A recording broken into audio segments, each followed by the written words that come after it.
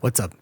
Today I'm going to speak about how you can get into voiceover without necessarily needing to use conventional steps.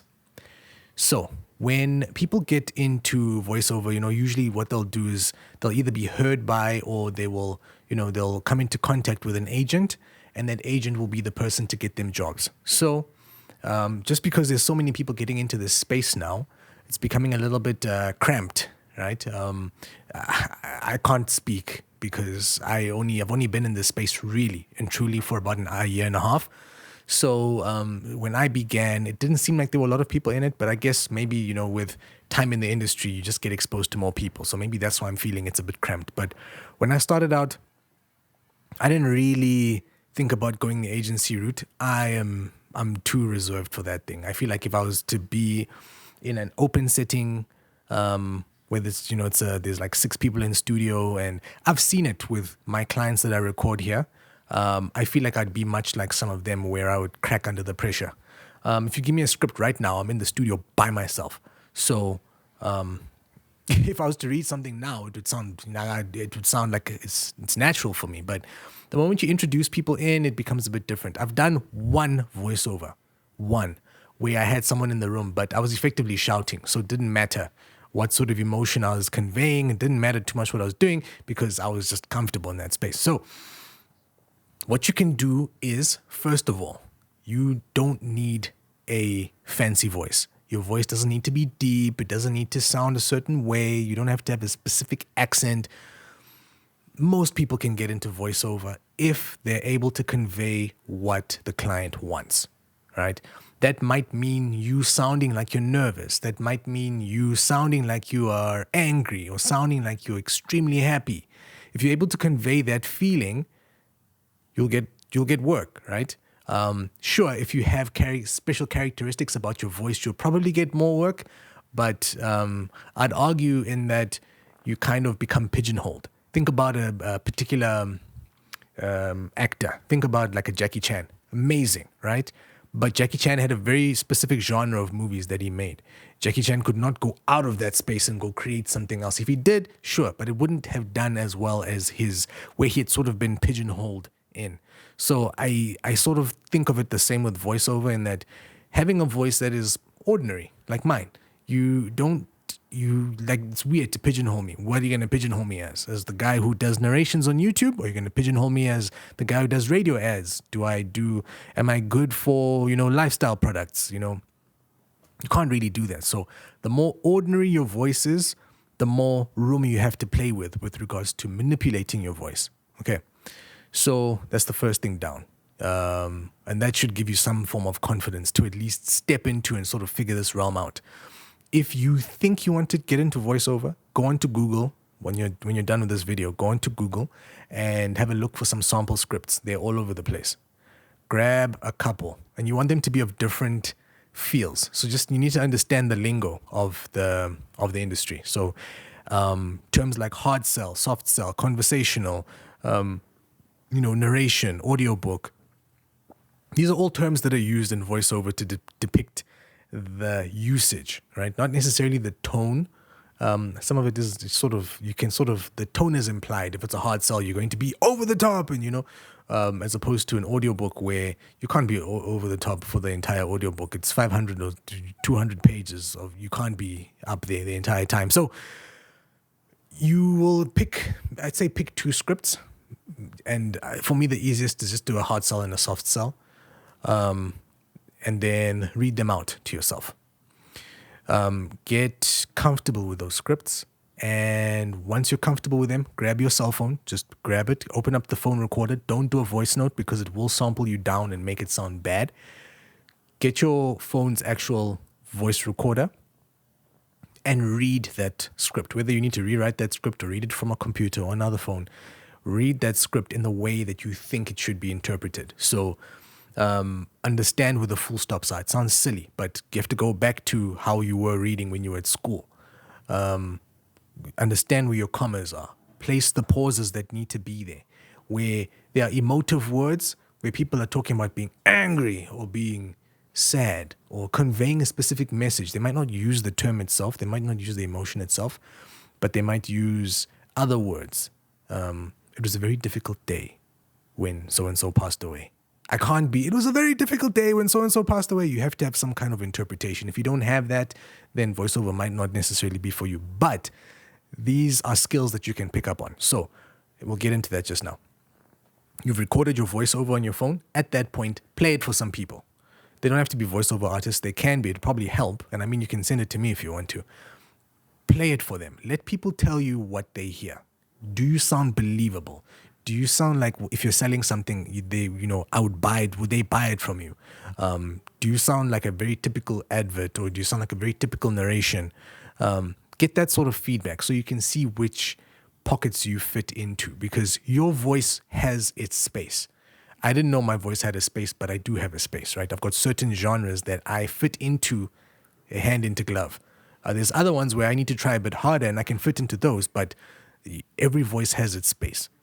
And this trial period of you playing it for people is like you recording your first song and playing it for people. I liken it to that. It's just it's less work for the listener because the voiceover is a lot shorter, and it's something that's not, it's new, it's different. Actually, it's a good idea for someone who's an artist. If you're an artist, create a version of your song that lasts 15 seconds and make it make sense. So maybe the first 3 lines of the hook, and maybe do 2 lines of the verse, and then end it there. If you can create a product like that, you probably get more listens on your music. I know people need to feel the song, whatever it is, but anyway, another conversation, another day.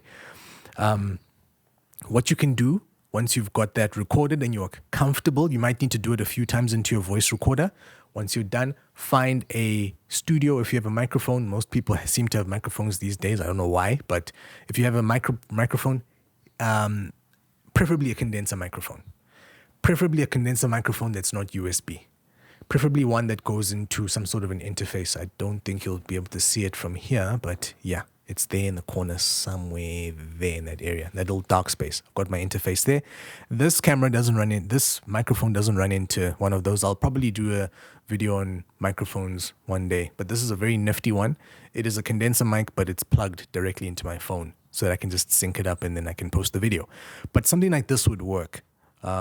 So yeah, you can get something like this for maybe 1,500, maybe 2,000 Rand. Yeah. But yeah, try and get it recorded professionally as you can. Everybody knows someone who owns a studio. Do it. Go record the thing. You'll get the files back, get a few takes of each one. At that point, you now have your samples. You've got your portfolio and you can start building. At that point, I'd say to cut your teeth even further and sort of speed up the process, go onto a freelancing platform. I can only advocate for Fiverr and maybe Upwork, but it's only because I've worked a lot on those platforms. It really helped me as much as the work was low. I know people say, low quality work, low pay, whatever. You're not really thinking about the pay right now. Right now, you're thinking about becoming really good, really fast. So you will place your gig up there, you'll do whatever. Don't put it up for $50 for 100 words. Don't do that just yet, right? People can say, it's your time, it's whatever. Sure, but you're developing a skill. And unfortunately, you have to do this sometimes. So you're going to pimp yourself out, and you're going to do it at a very low rate, and people are going to start approaching you and asking you for work. And sure, you can still work it to a point where you lift your prices over time to reach a rate that you're happier with. You will get less work, but it will be better paying work. But your initial plan is to just get better. People will give you feedback quickly. They'll tell you too much energy, not enough energy, too fast, too slow, not enough of this, say this there, do this. Then there'll be people who will, just dealing with people. They might want you to change the script after they've heard you saying it. They might ask you for tips and stuff. And then you can you can sort of just play around in that space. At the same time, or after some time of practice, at that point you can then approach an agency or do whatever it is that you want to. I personally haven't. I actually don't know why I haven't. I was a part of an agency. It wasn't a great experience. I won't name the people, but I was kind of just like sold dreams. But then again, I wasn't good enough at that stage. That was the other thing. I was actually just very average. Whereas now I feel as though I'm above average, possibly going on good. I've heard some people out there, and I've heard the way they convey their emotions. They know their voice. It's not so much about having a good voice. It's like talent. It gets you there to the door. But to actually walk through the door confidently, you actually need to know how to control your voice. Sure, you can have a deep voice, but a deep voice is a deep voice. You'll find someone else in the street also with a deep voice. How do you, interpret scripts? Okay, cool. So now we're just going to quickly speak about how to improve. Once you've gotten to a stage, you've gotten a few jobs, you've applied to a few places, maybe you're not getting the type of work that you want, maybe you're not getting paid what you want. How do you improve your craft? Read. That's a big one. Reading and just exposing yourself to new words. Increasing your lexicon. Google that, so that you can see, you've got access to more words. And by you having access to more words, you're able to pronounce more words. You're able to articulate yourself better. And that will invariably leave you with just a bigger vocabulary. Sure, it's impressive for your friends, but it really helps because when you're reading through a script, there's nothing worse than coming across a word and you're just like, what's going on here? And then it will also help you to take apart words, just because, especially if you're doing your voiceovers in English, it's very much a borrowed language. So there's words all over the place that don't have English origins. So you'll need to figure that out. And I have found myself countless times on Google and YouTube listening to people speaking the saying that word. And sometimes they even explain what the word means. So there's actually this really nice app that I play on a daily basis called Elevate. It was recommended to me by a friend like almost 10 years ago.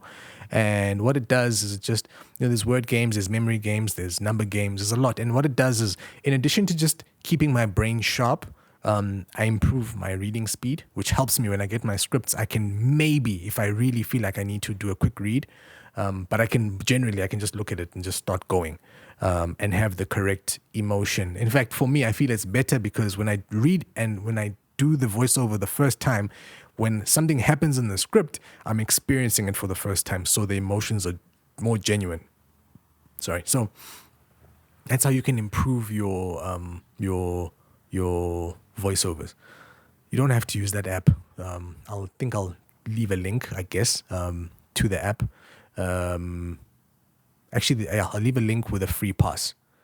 What I would also then say is that, look, you can do whatever you want to. You can go buy yourself one of those, what do they call them? Crosswords or whatever it is. Go buy yourself a book, fiction, non-fiction, doesn't matter. Just expose yourself to more words.